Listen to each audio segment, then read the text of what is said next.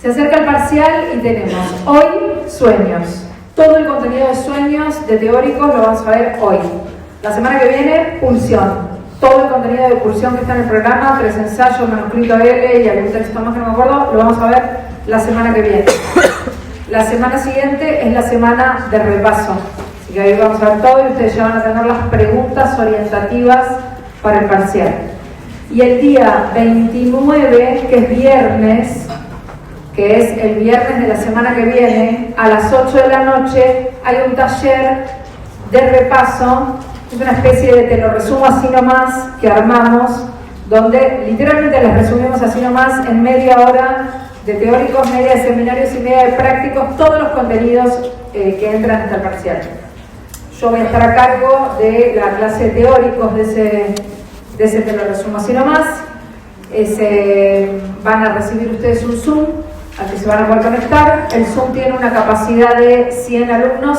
Los que no puedan entrar al Zoom lo van a poder ver por YouTube. Se va a plataforma grabado.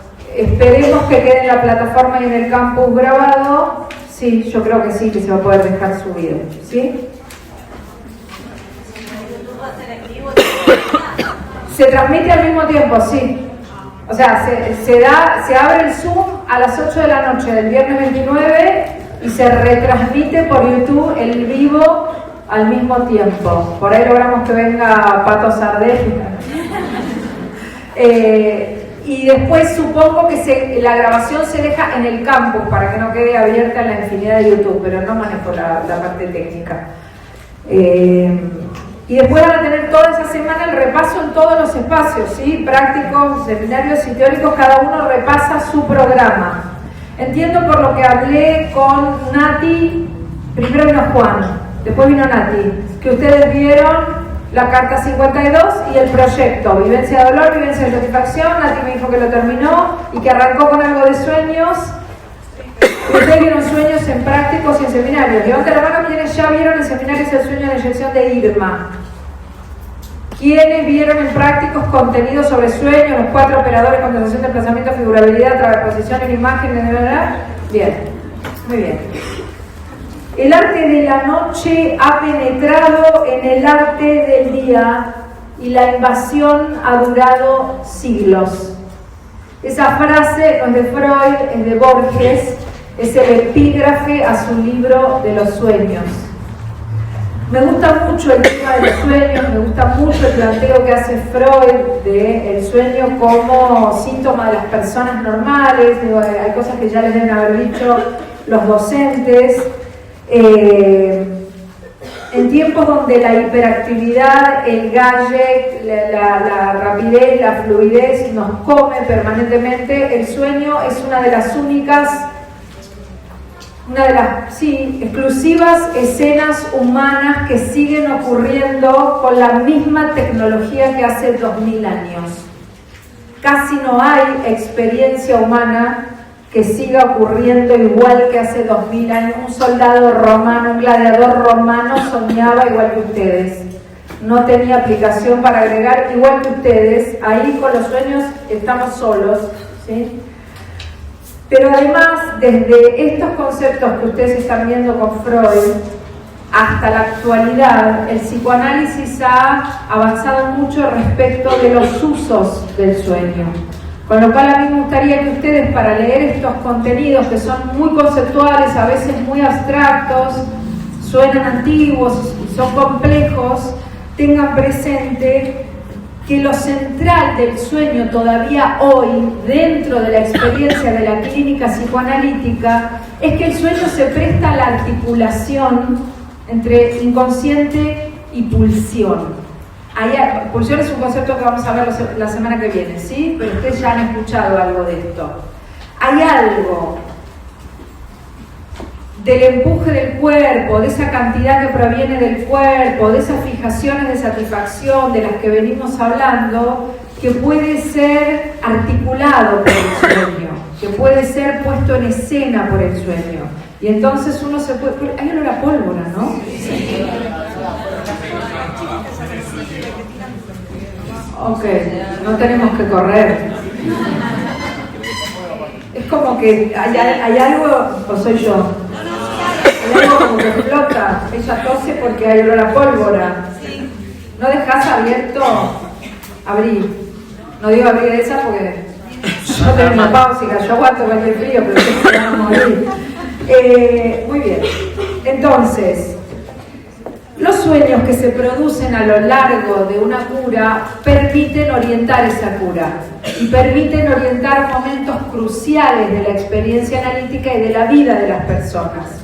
Lo que llamamos la entrada en análisis, el inicio de análisis o la formalización de la pregunta analítica que trae a alguien a terapia, lo que llamamos la construcción de sus fantasías inconscientes fundamentales, lo que llamamos las fijaciones, el síntoma, lo que llamamos lo conclusivo o el final del análisis, son momentos e incluso operaciones de la experiencia analítica que muchas veces son balizados por sueños. Es decir, que más allá de lo antiguo, incluso de los sueños que están en los ejemplos de Freud, el sueño sigue teniendo hoy mucha vigencia en el uso y mucho valor en la experiencia analítica y en el uso que le podemos dar.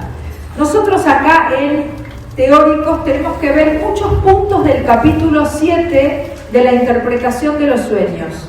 ¿Sí? Y en un te lo resumo así nomás, voy a decir literalmente en 3 palabras qué sería lo central de cada uno de esos puntos para cuando ustedes los vayan a buscar y después los voy a desarrollar. ¿Sí? Tengo que leer el punto A, B, C y E del capítulo 7 de la interpretación de los sueños. El punto A se llama el olvido. Y lo que hay que poder extraer de ese capítulo, los conceptos que están ahí, es la diferencia entre el olvido como rasgo general de los sueños, ¿sí? La operación de la censura en el sueño, disfrazando sus elementos, haciendo que partes del material parezcan olvidados o no estén disponibles. El olvido en términos de cierto carácter fragmentario general que tiene el sueño. Eso hay que poder diferenciarlo de lo que en el programa está mencionado como el ombligo del sueño, que hace referencia a una dimensión del olvido distinta a esta otra dimensión general. ¿Sí? Ustedes deben haber visto con el sueño de la inyección de Irma cuál es el punto en ese sueño donde Freud localiza en una nota a pie de página, que es la nota 18 de ese texto, hasta el final, no sé la página, pero sé que es la nota 18, donde él ubica, está en alemán, esa palabra Unerkannt, ¿sí? El lugar del sueño donde se vuelve ininterpretable, donde el sueño no puede avanzar, y donde lo olvidado es distinto a esta otra dimensión del olvido, donde se puede trabajar por interpretación, descifrar lo que el sueño cifró y recuperar los fragmentos olvidados. En cambio, la dimensión de ombligo toca una dimensión del olvido que vamos a llamar de lo irrecuperable. Hay algo ahí que ya no se puede levantar. Punto B se llama la regresión. En ese apartado, Freud trabaja la característica en la que fluye la energía psíquica en el sueño, por eso se llama la regresión. Él habla de un carácter regresivo de la energía psíquica en el sueño y hace el famoso esquema del peine, que estaba dibujado ahí, no sé para qué lo borré, donde ubica el polo motor, el polo perceptivo, las huellas mémicas en el medio, y cómo, a diferencia del modo en el que fluye la energía en la conciencia, en el sueño esa trayectoria, podríamos decir, tiene un carácter regresivo o regrediente, son las palabras que él usa. Ese es el contenido central del punto B. El punto C se llama sobre el cumplimiento de deseo. Y entonces ahí hay otros conceptos que tenemos que poder diferenciar, que seguramente en seminarios por lo menos también lo vieron, que es la diferencia entre cumplimiento y realización de deseo. ¿Les suena esto? Una cosa es el cumplimiento en términos de anhelo, de cumplir ciertos anhelos preconscientes que estaban dando vueltas ahí en la vigilia, en los días u horas previas al sueño, y algo de un cumplimiento directo de esos anhelos que se puede dar en los sueños. Y otro concepto es la realización del deseo, que se articula con los conceptos del proyecto de psicología para neurólogos, porque lo que Freud habla ahí es de la realización no de cualquier deseo, sino de un deseo sexual, infantil, inmortal, indestructible, que es el que queda como saldo en el aparato psíquico de la vivencia de satisfacción. Bien, de la vivencia de satisfacción.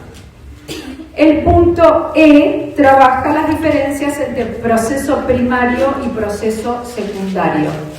¿Sí? Que es algo de lo que se habla todo el tiempo en esta facultad y se lo da por sabido y nadie sabe a qué se hace referencia. Pues bueno, ya está ahí, en el punto E del capítulo 7 de la interpretación de los sueños, y es uno de los últimos conceptos que vamos a abordar hoy.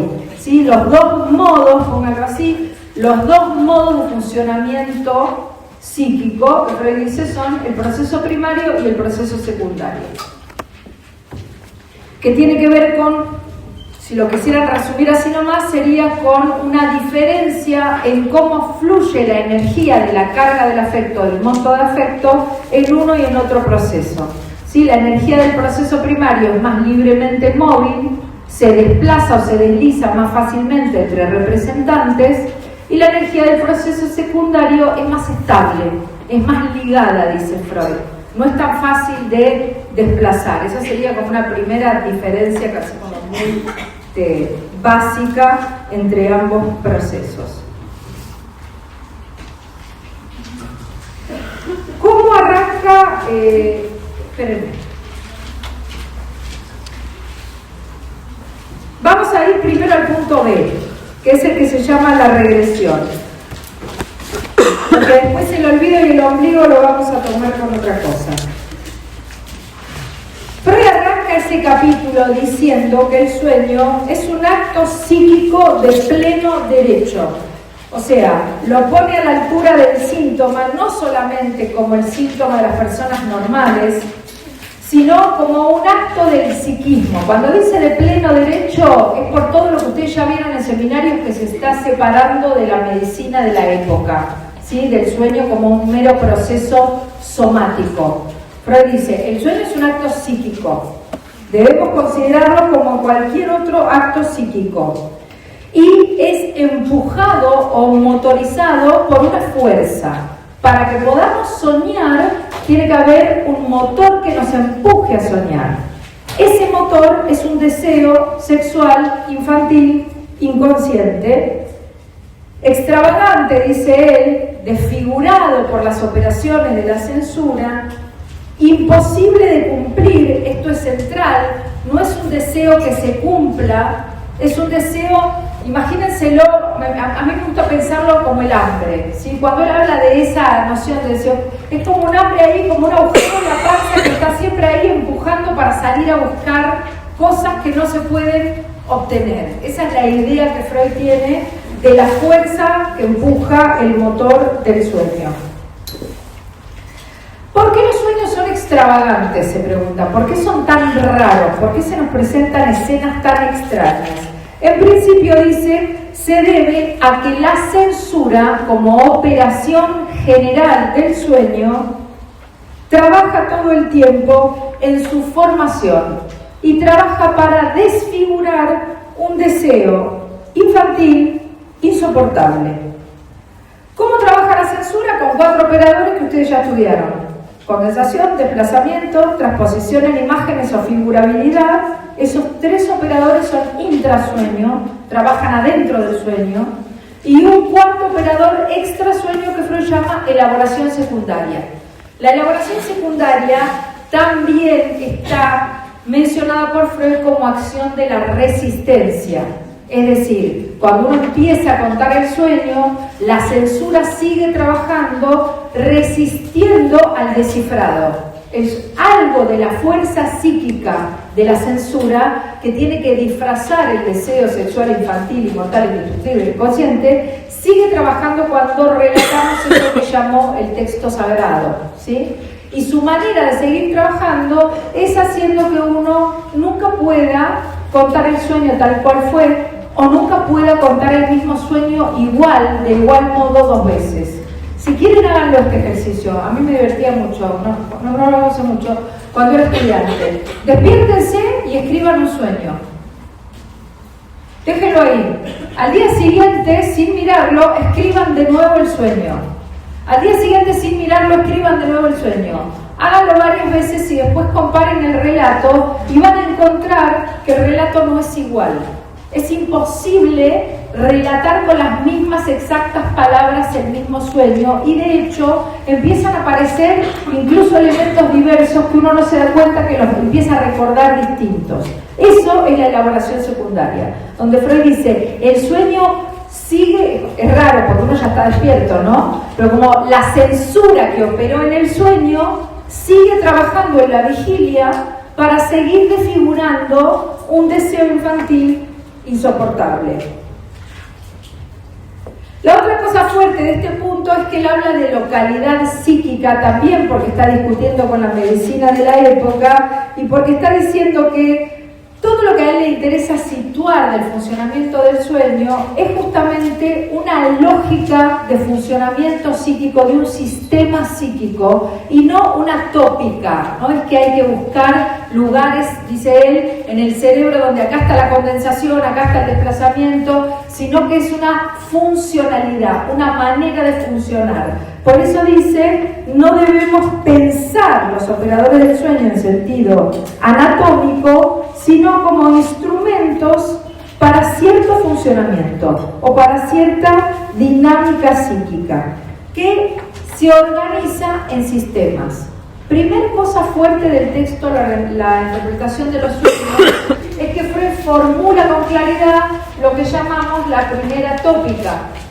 Esa primera tópica son sistemas psíquicos dinámicos, son tres, ustedes ya lo saben, ¿no? Lo saben, son consciente, preconsciente, inconsciente, y cada uno de estos sistemas se relaciona con nosotros, se infiltran unos a otros y tienen operadores de funcionamiento distintos. De hecho, cuando hable de proceso primario y proceso secundario, va a poner para estos dos el proceso primario, donde la energía de la carga de afecto, ¿se acuerdan cuando nosotros dibujábamos las cadenas asociativas?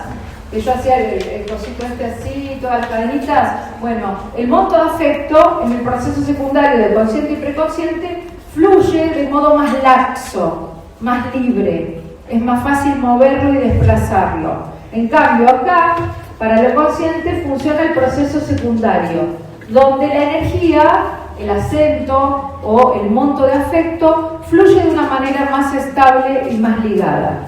Entonces, esta diferencia o este proceso primario hace que los operadores del sueño puedan trabajar como partiendo las palabras. Cuando él pone acá condensación, desplazamiento, figurabilidad, está diciendo que por la lógica del proceso primario es más fácil para esos operadores desfigurar el material. Sí, no dije algo, pero ustedes también ya vieron seguro que lo que se desfigura es un contenido latente y se lo transforma en un contenido manifiesto, que es el sueño tal como lo recordamos. Dale. Quiero hacer una consulta, porque estaba hablando justamente de la interpretación del sueño. Sí. Usted dijo que nunca relatamos el sueño igual cada día. Y quería preguntarle si la censura siempre está presente en los sueños, porque a mí me sucede que yo tengo sueños lúcidos, y es como que yo recuerdo lo que hago y es como que estoy consciente de mi sueño. Llama sueño lúcido como que sabés que estás soñando. Sí, como son fuertes los sueños lúcidos. El que se acostumbra, medio que se acostumbra, pero el que no los tiene habitualmente, cuando tiene un sueño lúcido, tiene una experiencia medio rara, como que te asustás, ¿no? Como que sabés que es un sueño, te ves desde arriba. Hay toda una explicación incluso mística de los sueños lúcidos, los viajes astrales, etc. Vamos a hacerlo así. La censura onírica funciona siempre, aunque el sueño sea lúcido, si vos seguís soñando.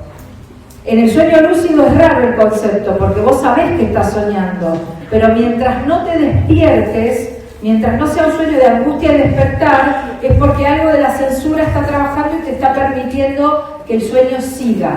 Ahora vamos a ir ahí cuando vayamos a la diferencia entre cumplimiento y realización de deseo. La realización de deseos como el tejido del sueño. El sueño va entramando y va tejiendo cosas y las va desfigurando. Si el sueño continúa, aunque vos sepas que estás soñando, como es el caso de los sueños lúcidos, la censura sigue trabajando, porque cuando la censura para de trabajar, te despertás. El sueño termina. Cuando la censura ya no puede seguir trabajando, que es lo más típico aparte del sueño de angustia. El sueño, vienen los sueños y se van transformando en pesadilla. Se van poniendo más raros, más pesadillescos. El punto máximo de insoportabilidad de lo que va a pasar, que es el punto de despertar, es cuando la censura dejó de trabajar. Y algo de lo más inconsciente que el sueño estaba tratando de desfigurar, se pone de manifiesto. No hay sueño si no hay censura, salvo cuando se produce el despertar del sueño de angustia, o sea, sí, termina la censura, y en unos sueños que vamos a ver cuando veamos pulsión de muerte, que se llaman sueños traumáticos, que no son estos. O sea, yo te agrego esto para que no te quedes con no hay sueños si no hay censura. No hay sueños comunes sin censura. Existe un tipo de sueño muy particular que Freud estudia después de 1920 con la neurosis de guerra, que se llaman sueños traumáticos, que son siempre iguales y fracasa la censura, y son sueños de horror, que la persona no puede parar de soñar el mismo sueño siempre igual, sin desfiguración, de las peores escenas que vivió, en ese momento eran escenas de la guerra, sin desfiguración, sin censura, sin trama, el sueño es siempre lo mismo. Ahí no hay operación de la censura trabajando. Pero es un tipo muy particular de sueños que se llaman traumáticos. Sí. ¿Cómo? Bueno, no solo Freud, sino la medicina neurológica muy posterior a Freud demostró que no hay sueño. Si a vos te ponen los cositos en la cabeza, te miden la onda REM del ojo, vos soñás. El tema es que no te acordás. Pero la fase 4 del sueño, que es donde empezamos a soñar, ocurre en cualquier persona que duerme la suficiente cantidad de tiempo, más de 2 horas. Si vos podés dormir más de 2 horas, se supone que el cerebro funciona de un modo tal que entras en fase 4 y empezás a soñar. Después no lo recordás. ¿Qué pasa si nunca podés entrar en fase 4 del sueño y nunca podés soñar? Bueno, ustedes sabrán que uno de los métodos de tortura más horribles es la deprivación del sueño. Si vos le impedís a una persona dormir hasta llegar a fase 4, que es en la que se sueña, se empieza a enloquecer. No lo hagan. Literal. Cualquier mujer que tuvo hijos y pasó puerperio sabe, por lo mal que dormís cuidando a un bebé recién nacido, que el insomnio sostenido te enloquece. El signo es la irritabilidad. Empezás a estar con un nivel de intolerancia a cualquier estímulo muy fuerte. Pero eso es neurofisiológico, digamos. El cerebro, para repararse, para hacer todo un proceso completo, tiene que entrar en fase 4. Si te deprivan de eso, no te dejan llegar a dormir nunca más de 2 horas seguidas, el cerebro no puede hacer un montón de operaciones de reparación y empezás a trular. Si eso no te está pasando, estás soñando. Lo que pasa es que no recordás los sueños. Pero cualquier persona que duerme una cantidad de horas de lógica sueña. Profe, y el caso de no recordar implica sí o sí la censura, entonces.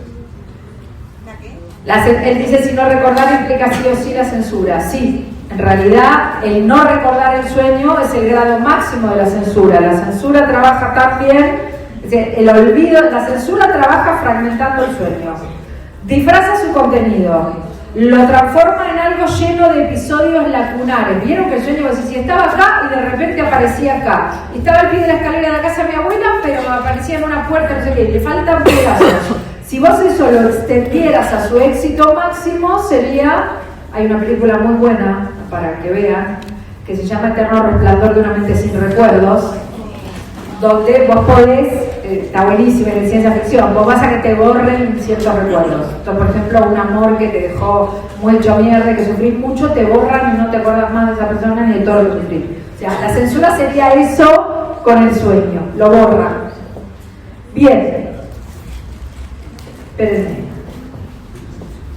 Entonces, Freud va a presentar un sistema psíquico o 3 sistemas psíquicos articulados entre sí, consciente, preconsciente e inconsciente, que se relacionan e intercambian elementos entre sí, no solo en el sueño, sino todo el tiempo,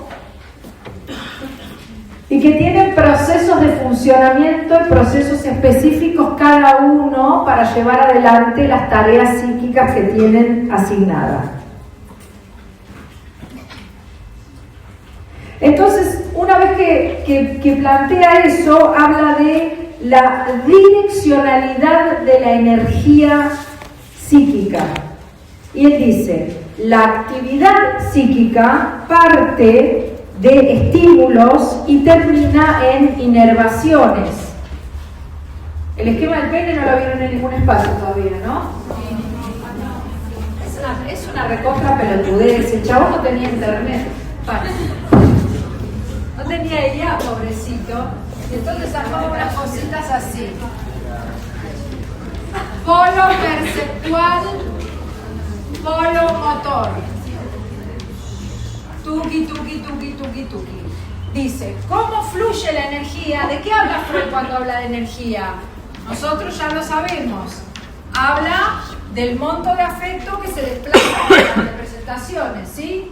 Entonces dice, ¿cómo funciona? ¿Cuál es la orientación que tiene la energía psíquica? Dice, parte de percepciones, parte de ¿qué son percepciones? Estímulos que te llegan. Aclara ahí en el capítulo, en el punto BS, que esos estímulos pueden ser exteriores o interiores. Pueden ser, es el concepto de estímulo interno, es lo que se llama en medicina propiocepción. Estímulos propioceptivos, ¿sí? Vos podés tener estímulos del propio cuerpo, te duele la panza, sensaciones, frío, calor, o estímulos que ves, cosas que oís. Parte de los estímulos, el afecto, la energía, y fluye en un sentido hacia la inervación. La palabra que él usa es parte del estímulo, el estímulo ¿dónde está? En el polo perceptivo, estímulo. Y fluye la energía hacia lograr en el polo motor una inervación. ¿Qué sería una inervación? Una descarga. Vos recibís estímulos, los procesás y los descargás. En el medio, lo que vas dejando, lo que va quedando, son huellas mnémicas.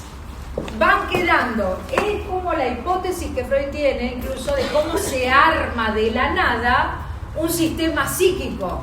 Vos pensás que sos un cachorro humano, infans, vivencia de satisfacción, no hay nada. El hambre es un dolor en la panza. Sentís dolor en la panza, no pensás, no tenés palabra, no tenés lenguaje, así que no podés pensar, tengo hambre, me duele la panza. Te duele la panza, sos un animalito de Dios. Viene la vivencia de satisfacción, te da la mamadera, te da la teta, y empezás a asociar. Cada vez que viene esa teta, se me va el dolor de panza. Cada vez que viene esa mamadera, se me va el dolor de panza. Empezás a dejar marcas o huellas que cada vez se van complejizando más y se van articulando más hasta que arman un sistema, ¿sí? Pero ese sistema trabaja de darle a la energía, o como está dibujado, esto es lo mismo, monto de afecto, un decurso, un sentido, una tramitación. Esa sería tramitar ese monto de afecto que proporcionan los estímulos, ¿sí? Yo te insulto, te digo una injuria y eso produce un monto de afecto, ese estímulo. Y tenés que hacer algo con eso. Doy el ejemplo de la injuria porque es prácticamente imposible no sentir ningún monto de afecto si a uno lo injurian, ¿sí? Es como, te dicen una injuria y es como que por más que vos sepas que no sos eso, es como que produce el monto de afecto. Bueno, el psiquismo tiene que trabajar de tramitar esos estímulos, ¿no? Los tramita, va armando huellas, va dejando marcas. Freud lo dice de un modo muy difícil acá. Fíjense que dice, a ver si lo encuentro, acá, Es más o menos el mismo modo difícil en el que presenta la vivencia de satisfacción en el proyecto. Esto está en la página 531 del punto B. El extremo sensorial o el polo sensorial recibe el aumento por estímulos de la tensión o de la excitación, ¿sí? Pueden imaginárselo bien biológico, algo que te duele, algo que te da frío, algo que ves, o más simbólico, el moto afecto que te produce una injuria. Alguien te insulta y la tensión del moto de afecto sube, ¿sí? Entonces dice, funcionan en paralelo dos sistemas. Por un lado, el sistema de percepción o atención por el cual vos estás recibiendo los estímulos. Pero hay un segundo sistema que funciona, que lo que hace, dice, es transponer la energía, el monto de afecto que subió, en huellas. O sea, transforma un estímulo, por ejemplo, la mamadera que llega y te llena todo de leche y estás... Ese estímulo lo transforma en una huella anémica. Si me dan de comer estoy mejor. Empieza a haber marca, memoria. Lo que él está diciendo acá, como de los dos sistemas, es que nosotros todo el tiempo recibimos estímulos del exterior y todo el tiempo un segundo sistema los tiene que procesar, los tiene que leer.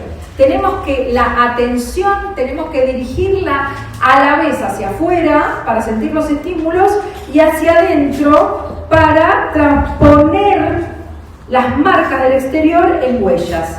Y así dice lograr alteraciones permanentes que tienen la función de la asociación y en la base de los sistemas mnémicos. Eso, dicho así de difícil, lo que está diciendo es que vos transformás percepciones en memoria. Todo lo que te entra lo empezás a procesar, a dejar una marca. Mi abuela lo explicaría mucho más rápido que yo. El que se quema con leche ve una vaca y llora. Si vos no tuvieras esto y no hicieras una transposición estable de las huellas y no establecieras facilitadores y conexiones del recuerdo de algo, te seguirías quemando con leche y no aprenderías nunca nada. Pero como aprendés y hay un sistema que trabaja en organizar estas marcas y en facilitar conexiones, o sea, en generar un sistema de memoria complejo que nos permita tomar decisiones, la segunda parte del refrán dice, ya no necesitas volverte a quemar con leche, ya ves la vaca y empezás a llorar de lejos. Yo tengo muchos refranes de campo, perdónenme los que son muy porteños. Entonces dice, la excitación recibida por los estímulos se propaga por los sistemas psíquicos y va produciendo fijaciones. Hay marcas que quedan más fijadas que otras. Va produciendo esas huellas, determinadas fijaciones que además se van a asociar entre sí. ¿Las huellas anémicas se asocian entre sí? Las huellas anémicas, todo un sistema de memoria que se van asociando las huellas anémicas entre sí. Y dice, mucho de esto empieza a no estar disponible para la conciencia. Empieza a funcionar como un sistema de marcas inconsciente y empieza a haber una barrera que decide qué de esto recordamos como disponible y qué de esto no podemos recordar. Esa barrera, esa instancia crítica la va a llamar sistema preconsciente.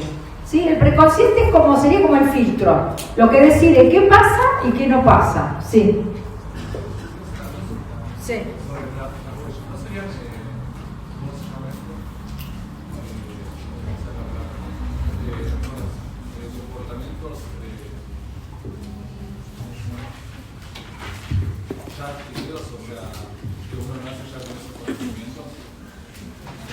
No es la idea de Freud y no es la idea del psicoanálisis que uno nace con huellas anémicas. Sí, podés decir que hay cierto bagaje neurofisiológico con el que nace un cachorro humano en función de un cerebro muy complejo, que le da, por ejemplo, arcos reflejos. la cantidad de reflejos de supervivencia, como por ejemplo el reflejo de succión que tiene un ser humano por su cerebro muy complejo, es mayor al de muchos otros mamíferos. O sea, tiene información neurofisiológica de reflejo, de subsistencia. Vos lo tocas, es una prueba que le hacen los pediatras a los bebés, le hacen así y tiene que chupetear. Si vos a un recién nacido le tocas el labio y no hace así, se llama reflejo de succión, tiene un problema en los cuerpos de la base del cerebro, porque es básico el reflejo de succión para vivir, para alimentarse. Entonces, lo que sí Freud reconoce como neurólogo es el bagaje neurofisiológico, pero no que hubiera marcas o huellas némicas procesadas como elementos de memoria. Básicamente lo tenés que pensar desde acá, esto que dibujé acá. Porque Freud piensa el sistema de huellas por representación-afecto, y no puede haber representación si no hay lenguaje.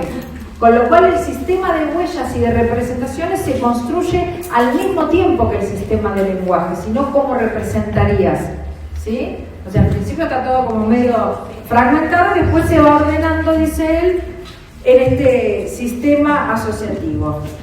Muy bien, entonces, el preconsciente funciona como una instancia crítica que decide qué de esas marcas, qué de esas huellas deviene consciente y qué no. En la vigilia, que es cuando estamos despiertos, está más alerta. Y en el sueño, dice Freud, está más relajado ese sistema de decidir o filtrar qué huellas, qué marcas se activan y cuáles no. Por lo tanto, dice, esto permite que lo inconsciente se abra camino, siempre dentro de la operación de la censura, pero por vías específicas que va a llamar alucinatorias. Para Freud, la característica central del sueño es su aptitud alucinatoria. Un sueño es una alucinación. Uno está dormido, alucinando escenas en imágenes, como viendo una película, ¿sí? Tiene una gran aptitud alucinatoria. Entonces él dice, ¿por qué en el sueño todos los seres humanos pueden alucinar y no en la vida despierta podemos alucinar? ¿No sería fantástico? O sea, se hace preguntas como estudiante de psicología, el chabón. Como estás ahí refumado con tus amigos y decís, ¿por qué eso que podemos hacer en el sueño, que es flashear un montón de cosas, no lo podemos hacer despierto? Estaría buenísimo que uno pueda decir, bueno, ahora, voy a y flashás. Es cierto que la actitud del fantaseo humana es muy elevada, pero no flashás alucinatoriamente cuando fantaseás. O sea, vos podés fantasear, podés imaginar, pero no tiene el poder alucinatorio que tiene el sueño. El sueño logra verdaderamente que estés adentro de esa película, como no logra su equivalente en la vida despierta, que a mí me gusta mucho como Freud lo nombra, que es el ensueño diurno. Uno puede tener, viste, que vas en el bondi y de repente ves que alguien te mira porque estás re pajeando mal. Eso es un ensueño diurno. Vas como re pajero y flashás cualquiera y de repente te miras y estás... Bueno, pero eso no tiene el poder de meterte verdaderamente adentro de una película como tiene el sueño. La pregunta entonces que el chabón se va a hacer es ¿por qué? ¿Por qué adentro del sueño se puede alucinar? Y ahí viene el título del capítulo. Dice, porque la excitación dentro del sueño, al estar el polo motor apagado, o en general apagado, muy apagado, no del todo, pero más apagado que una vigilia, no puede hacer esto, ¿sí? El camino de la energía psíquica de la vigilia, que es estímulo, los procesos, los descargo, porque tengo el polo motor despierto, en el sueño no se puede hacer porque el polo motor está apagado, porque estás dormido, porque dormir implica todas unas operaciones que van a estudiar en neurofisiología muy complejas, por la cual el cerebro desconecta cosas del cuerpo para que uno pueda dormir, desenchufa cosas, no todas, por suerte, desenchufa muchas. Como el polo motor está apagado, dice Freud, la energía o la excitación de los estímulos no puede hacer ese camino y entonces tiene que hacer un camino, y ahí usa la palabra regrediente, que es lo mismo que decir regresivo, por eso le pone el título al apartado la regresión. Tiene que hacer un camino regrediente donde los estímulos, en vez de ser descargados, animen o representen con imágenes sensoriales las huellas mnémicas, es decir, alucinen la escena del sueño. Como vos no podés descargar, la teoría que tiene es la energía tiene que volver hacia atrás e inervar sensorialmente imágenes. Por eso figurabiliza, es lo que dice él, o transpone en imágenes todos los elementos psíquicos. Fíjense que de los 3 operadores de la censura que ustedes estudiaron en práctico, combinación, desplazamiento y figuración, y figurabilidad o transposición en imágenes, se dice de las dos maneras, este último es el que funciona y le da el contenido y el carácter todo el tiempo al sueño. Son muy raros los sueños sin imágenes. Existen. Hay momentos del sueño donde uno tiene imagen y de repente aparece y pensé, ¿no? Y aparece un pensamiento adentro del sueño. Es un sueño donde yo de repente veía tal cosa y pensaba, y escuchaba una voz, pero es más raro eso. El sueño es imagen, imagen, imagen, imagen.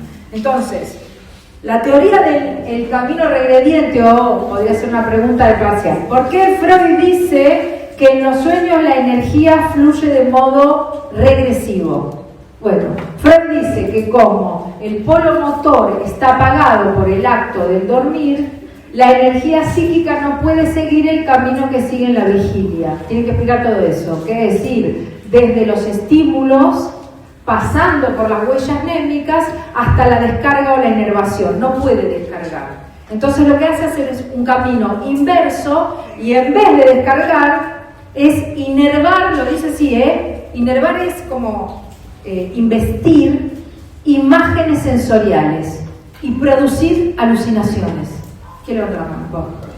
Entonces, por ejemplo, el tipo de sueño que puedo tener es la energía pasando por esas huellas mnémicas. Por ejemplo, no sé, huella mnémica de un partido de fútbol, un sueño con ese partido de fútbol es energía pasando por esas huellas. Sí, vas a soñar con el partido de fútbol mejor de lo que fue, más vivido, como campeones. ¿Vieron campeones? ¿Veían campeones? ¿No hay nadie que viera ese dibujito animado? ¡Campeones, boludo! ¿No veían campeones? Viste, como que son revividas las atajadas. Me crié en una familia de varones, 8 primos, una hermana. Era como... El sueño, él pregunta, entonces yo veo un partido de fútbol y esas huellas mnémicas que quedaron van a ser investidas de modo revidente produciendo las mismas imágenes, si te entendí bien la pregunta, sí, pero yo te diría, sí, pero tuneadas. El sueño las va a tunear, las vas a soñar o mejores o peores, porque a mí me viene a la mente campeón, como, viste, en el mar, o la lluvia. Muy bien. ¿Qué tipo? Pero... el camino regresivo, regrediente del sueño, alude a dos cosas.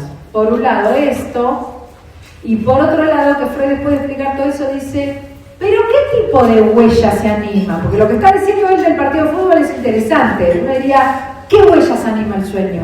¿Qué es lo que vas a animar para producir alucinaciones o imágenes sensoriales de eso? ¿Cualquier cosa? ¿Qué es lo que va a ser despertado y detonado para ser tomado como material del sueño? Ustedes ya sé que en prácticos estudiaron que son los restos diurnos, elementos de la vida diurna que no fueron procesados suficientemente, que tienen algún carácter perturbador y que, como por ejemplo lo que le dijo Otto de Irma a Freud, como che, la vida Irma, la verdad que estaba medio como el orto, ¿no? Tu propuesta de tratamiento es una mierda. Entonces se queda con que Otto lo acusó y resto diurno perturbador, que es usado y animado en el sueño para soñar con que viene Irma, abre la boca, la garganta, etcétera, etcétera, etcétera. Acá no dice exactamente eso, no estoy diciendo que no sea el elemento diurno, estoy diciendo que dice algo más. ¿Qué tipo de huellas se animan en el carácter regresivo del sueño? Todos los pensamientos asociados a vivencias infantiles o fantasías fundadas en ella. O sea, él dice lo del fútbol. Bueno, si vos tomás elementos de restos diurnos de un partido de fútbol para armar un sueño, es porque hay algo de eso que también anima, como reanima en ese sentido, él dice animar, reactiva vivencias infantiles o fantasías fundadas en vivencias infantiles. Es decir, que lo que va a ser tomado por el sueño va a ser algo que tenga importancia psíquica desde lo infantil, no cualquier cosa. Es decir, tomando el ejemplo mío, no el de él, porque él simplemente dijo el partido de fútbol, lo que yo digo del dibujito animado de Campeones, como fantasías heroicas, el héroe, el Messi, se lo merece. ¿Cómo no? Hay algo de lo infantil que se pone en juego en la fantasía heroica. No es cualquier cosa de los restos diurnos, es eso de los restos diurnos que además se conecta con marcas o huellas mnémicas importantes de la constitución psíquica infantil, de las fijaciones infantiles y de las fantasías en las que están apoyadas esas vivencias. Tengo una duda. Lo que respecta a la vivencia infantil o la fantasía fundada en esa vivencia es lo que permanece en el inconsciente y se asocia. Porque tengo la duda si con el resto diurno, que es la vivencia en la vigilia, que se presenta en el preconsciente y es no tramitada, va hacia el inconsciente y se asocia con esa vivencia y de ahí se dan los elementos para que suceda el sueño. ¿Cuál es la duda? ¿Lo entendiste perfectamente? Lo dijo muy bien, no lo puedo reproducir. Pero lo que dijo es, a ver si lo puedo decir, algo del resto diurno es tomado y conecta con marcas o huellas infantiles, permitiendo la producción del material onírico. Son las dos cosas. Claro, pero el resto diurno es lo que el preconsciente toma y como no lo tramita, Ahí está. Viste que lo decías mejor que yo. Como el preconsciente toma lo no suficientemente tramitado de la vigilia, eso lo toma porque sigue siendo perturbador por no suficientemente tramitado y lo conecta con las marcas inconscientes infantiles. Deseo sexual infantil inmortal indestructible, el que se funda con la vivencia de satisfacción como una marca que queda para siempre de ir a buscar una identidad de percepción con un momento mítico que nunca se recuperará, sería. Entonces, a la pregunta que se hacía, ¿qué huellas mnémicas? ¿Qué se despierta para ser tomado como material del sueño? Vivencias infantiles y fantasías asociadas a las vivencias infantiles. Restos diurnos no lo dice acá. Restos diurnos lo tienen en los otros textos. Lo pueden agregar. Acá lo que dice es que se despierta vivencia. Tomemos lo que dice la compañera. El resto diurno se asocia con qué? Con la vigilia. No. Tomémoslo para leer esta pregunta. Freud dice, ¿qué se despierta? Yo la contesto con lo que dijo ella. El resto diurno va a ir a ensamblarse con lo que se despierta, que son vivencias infantiles o fantasías infantiles. Eso es lo que dice acá. Por eso se agrega al camino regresivo del sueño. Es como si le estuviera diciendo, ¿por qué tiene un carácter regresivo? Por dos razones. Por un lado, porque el polo motor está invertido. Entonces vuelve hacia atrás y produce imágenes sensoriales y alucina en vez de descargar los estímulos. Por eso es regresivo. La segunda razón por la que es regresivo es porque va tomando hacia atrás las marcas de la infancia. Vivencias infantiles, fantasías asociadas a las vivencias infantiles. ¿Cuáles son los estímulos? Vieron que les plantearon en prácticos que el sueño es el guardián del dormir.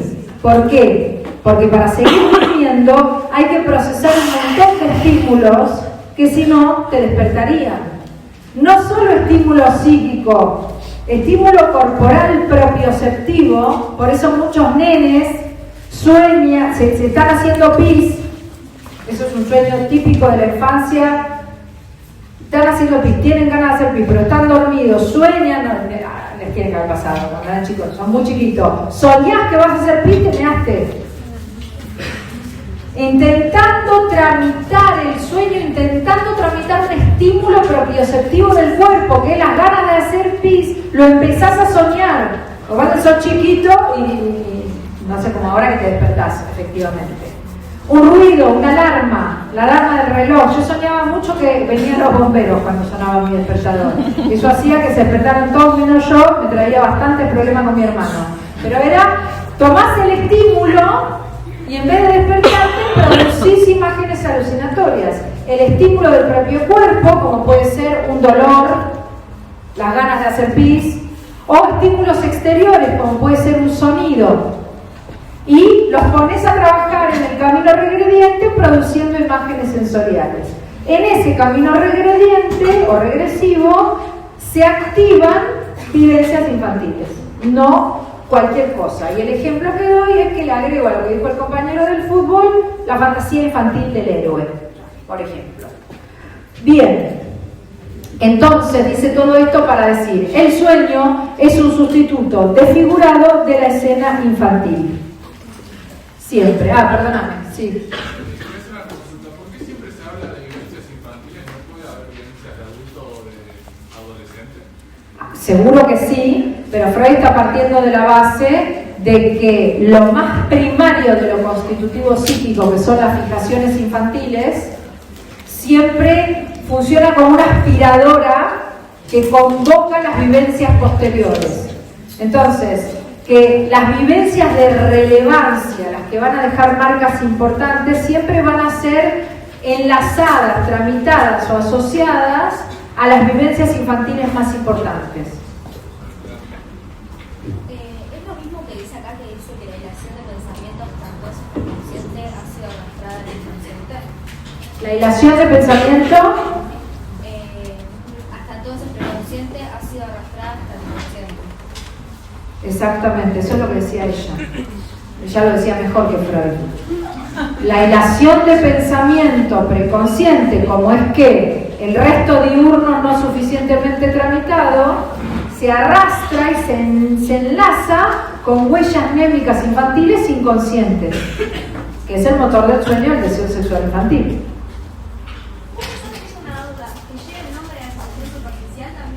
Sí, él habla de la asociación superficial porque lo que quiere decir es que es extrínseca al sentido. Entonces dice, no importa tanto el sentido, sino distintos tipos superficiales de conexión. 3 tipos o 3 modos de la regresión, además dice que se dan en el sueño. Por un lado, tópica, que es la regresión entre sistemas, es decir, de lo consciente se va a lo preconsciente y de lo preconsciente se va a lo inconsciente. A eso llama la regresión tópica. Regresión temporal, o sea que el sueño trabaja yendo hacia formaciones psíquicas más antiguas, que es lo que preguntaba él. ¿Por qué no adolescente, adulto, adolescente? Porque el sueño trabaja yendo a lo más antiguo, a lo más arcaico. Y regresión formal, dice, los modos de figuración que usa el sueño suelen ser los más primitivos, los más antiguos de los que dispone el psiquismo. ¿Qué se entendía eso? Sí, porque después lo abandona, pero básicamente él al principio creía que había como ciertos patrones arcaicos en los sueños que se repetían de los primeros pensamientos más básicos, que todos compartíamos. No es muy importante, no les vamos a tomar eso. Punto C. ¿Existe la posibilidad del sueño sin resto diurno? No. No, siempre tiene que haber algo. Siempre. Freud dice en los textos que ustedes vieron en prácticos, el sueño tiene un motor, que es el sociocapitalista, que es el deseo infantil, y tiene un material, que es que lo arman con restos diurnos. Pero no piensen que el resto diurno tiene que ser como el sueño de Otto, algo que pasó inmediatamente antes. El resto diurno puede ser de hace una semana, pero o sea, lo que el sueño toma para armar es lo que vos viviste en la vida de la vigilia. Él dice lo del fútbol, el partido por ahí fue el último mundial y vale como resto diurno, porque sigue ahí como un resto de algo de la vigilia que fue insuficientemente tramitado. Vamos con lo del punto C, que es la diferencia entre cumplimiento y realización de deseo. Básicamente, cumplimiento se refiere sencillamente a cumplir un anhelo. ¿Lo vieron en prácticos como el sueño de las fresas frescas? ¿No lo vieron? Cumplimiento de deseo es que tenés un anhelo preconsciente, te fuiste a dormir con ganas de fresa fresca, toma Freud el ejemplo de una niña pequeña, y soñás con fresa fresca. Son fantásticos esos sueños. El último anhelo básico es soñar. ¿Cuántas veces hemos querido soñar con un ex? ¿O no? Y no sale. Después viene disfrazado del monstruo, pero lo que quería soñar no lo soñaba.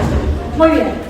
Ese cumplimiento de anhelo básico, dice Freud, es típico de los sueños infantiles y no es el tipo de realización de deseo que nos interesa, lo que nosotros estudiamos en la desfiguración de los sueños. ¿A qué se refiere entonces realización de deseo? Se refiere a que en todo el entramado del sueño, si quieren pueden anotar el guión del sueño, se va tejiendo, se va realizando algo de ese deseo sexual infantil, inmortal e indestructible. Esto está en la página 546 del punto C.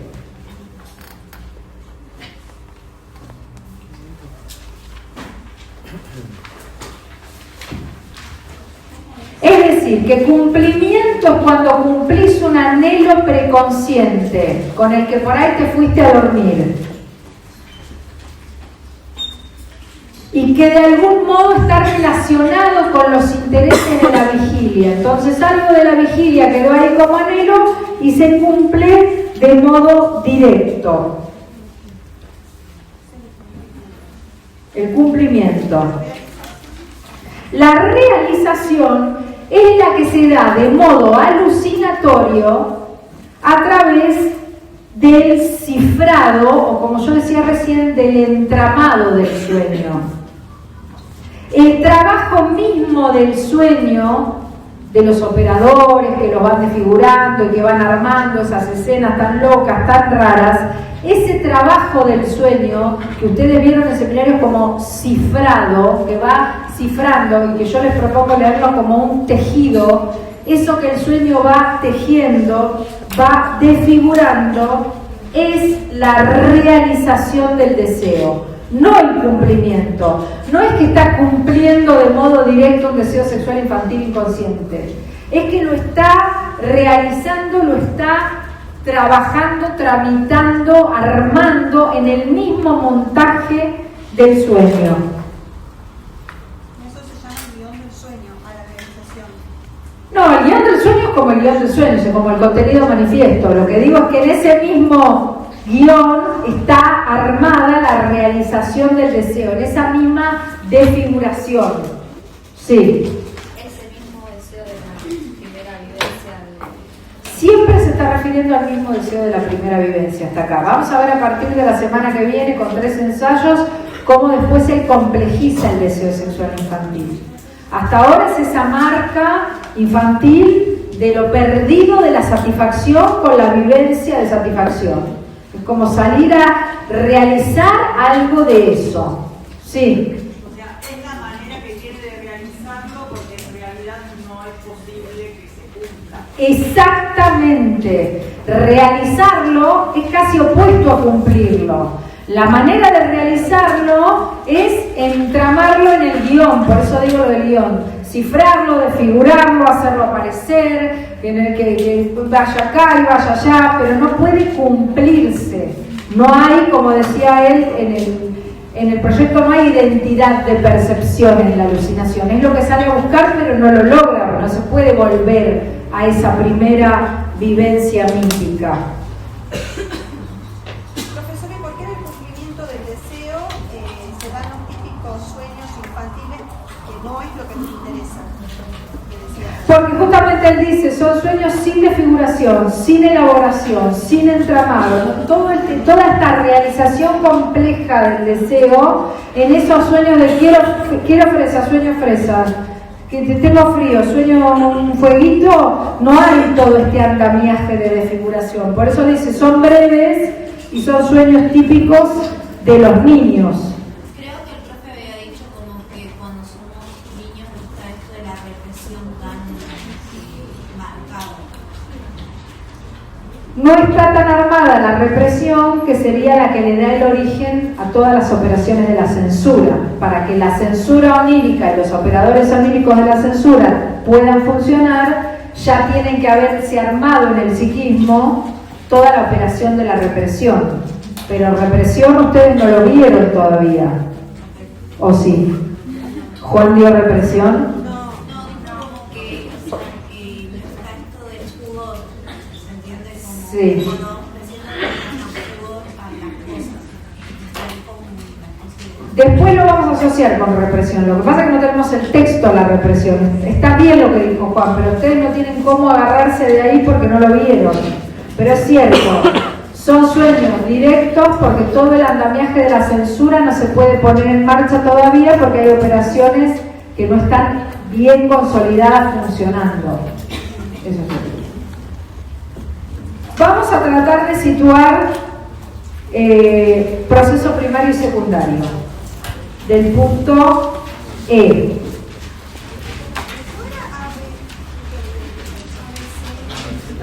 El C, no, porque no vimos el A, vimos el B, vimos el C y ahora vamos a ver el E. El E trabaja proceso primario y secundario y dice algo de la represión al final.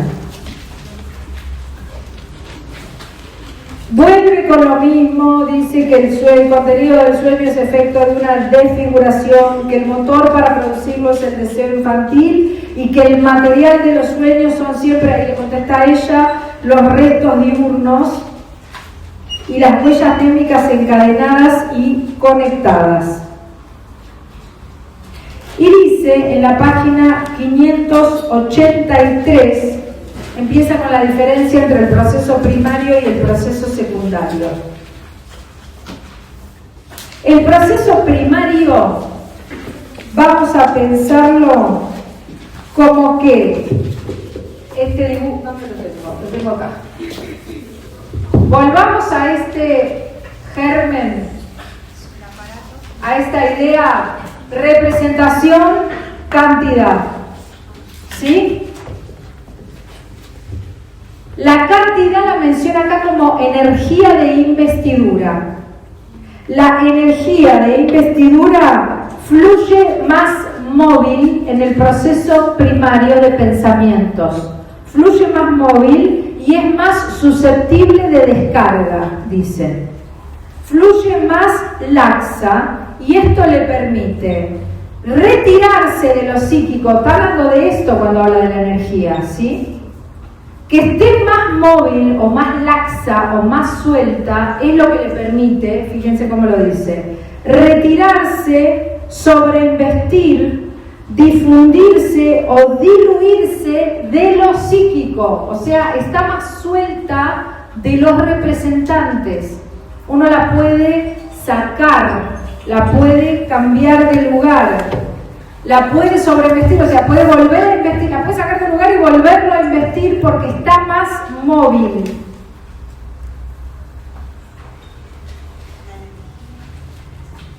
La energía de investidura va de nuevo, proceso primario. La energía de investidura fluye más libremente móvil o más laxa, es otra forma de decirlo, o más suelta.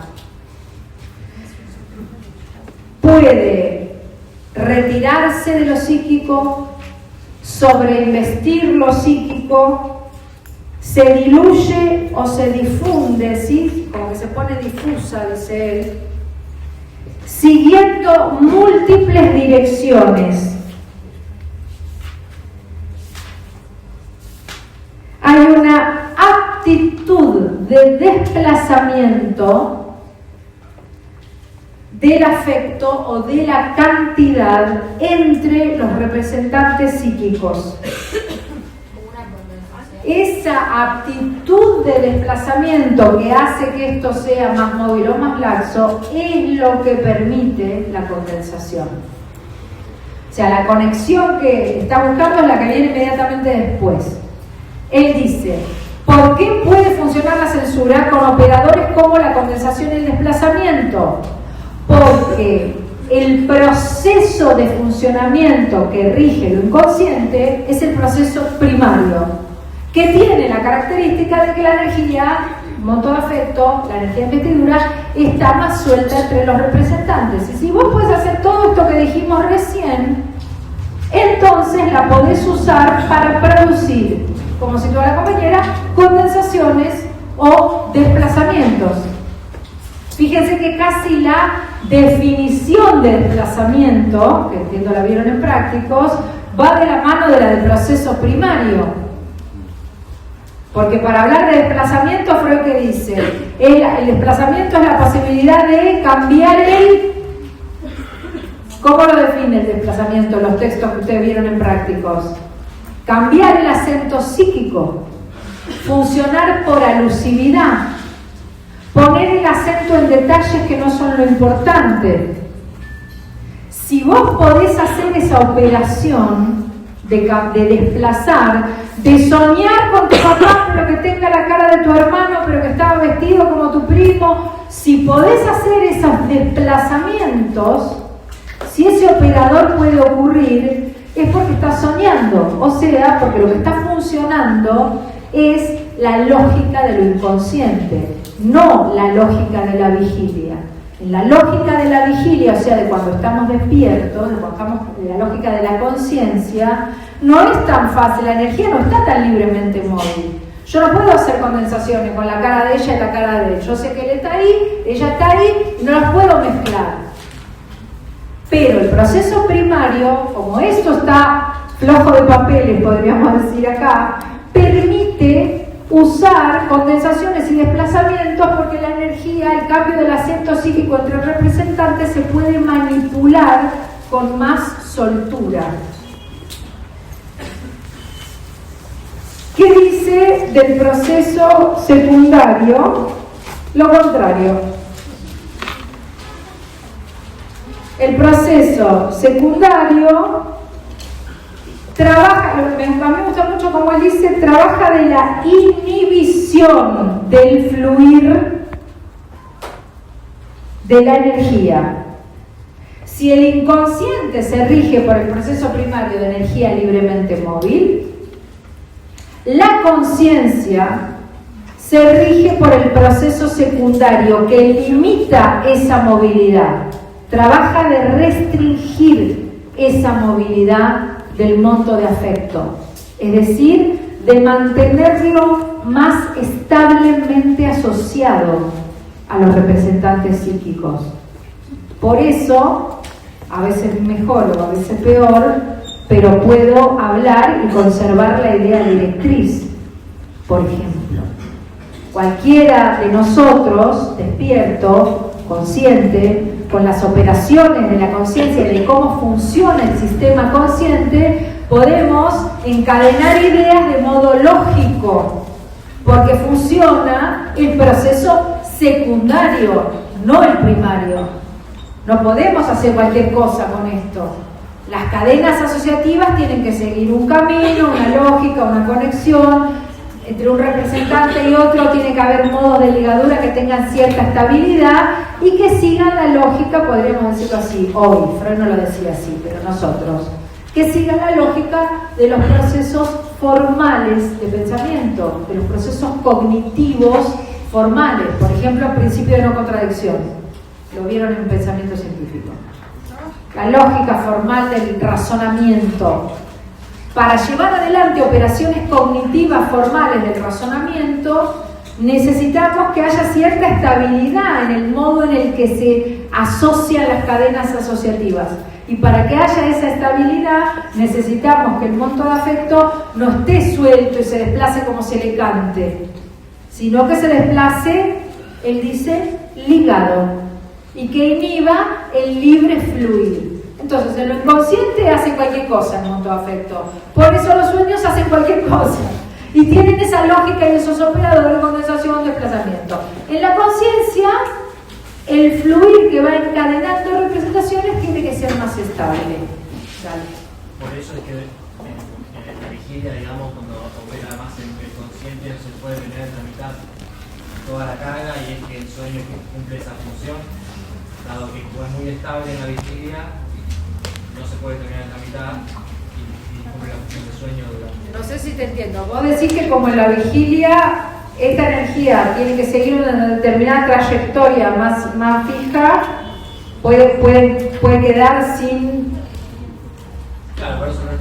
descargarse o desplazarse o quedar ahí perturbadora, porque no se la puedo agarrar y hacer otra cosa con eso. Exacto, por eso digo, podríamos entender que esos restos entran en la función, digamos, del resto diurno como perturbador.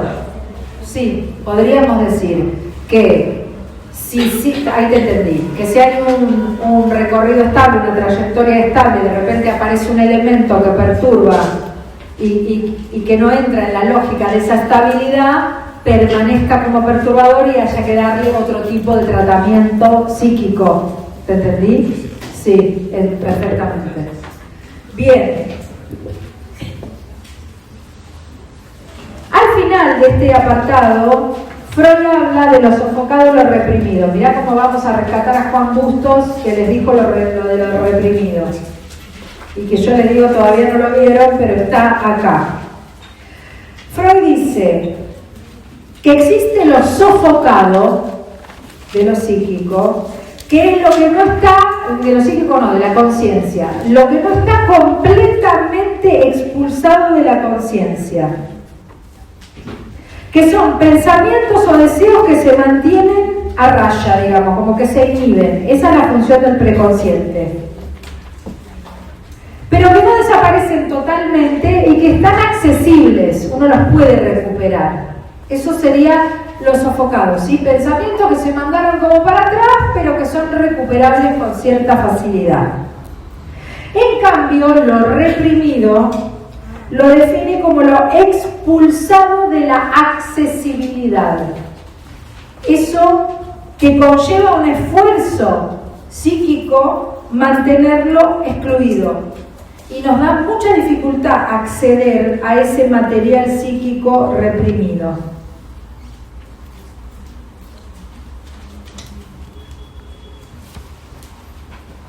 Lo que conlleva a un esfuerzo psíquico, ¿para qué?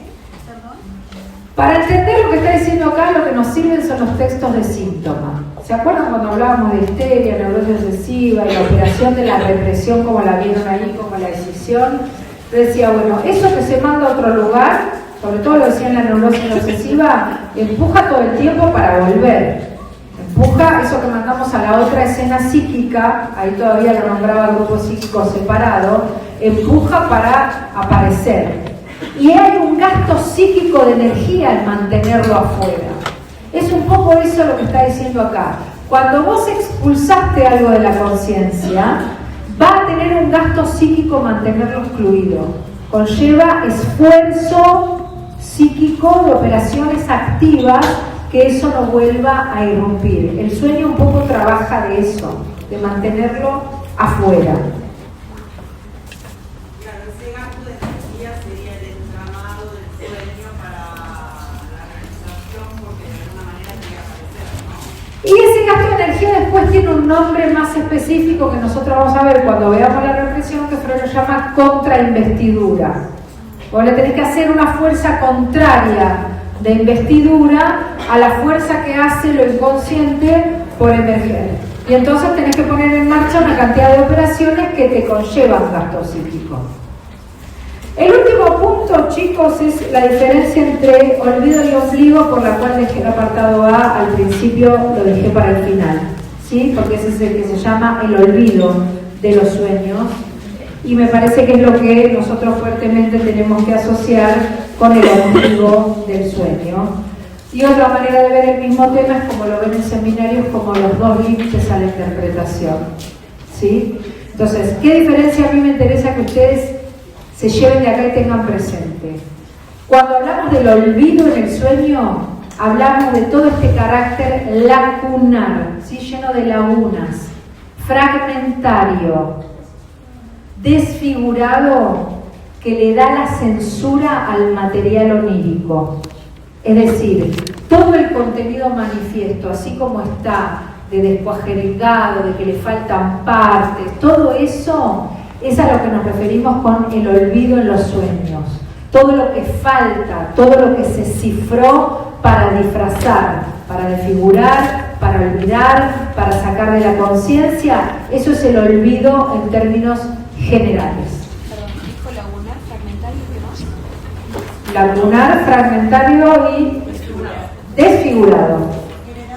En cambio, el ombligo, que está trabajado en la nota 18 en relación a la garganta y a las escaras blancas en la garganta de Irma, cuando él en el sueño se asoma en la garganta y ve las manchas esas blancas, los cornetes nasales, y empieza a asocia con su mujer, y dice, se detienen las asociaciones, la interpretación de este fragmento ya no puede avanzar lo suficiente y todo sueño tiene por lo menos un lugar en el que permanece insondable, un ombligo en el que se conecta con lo no conocido.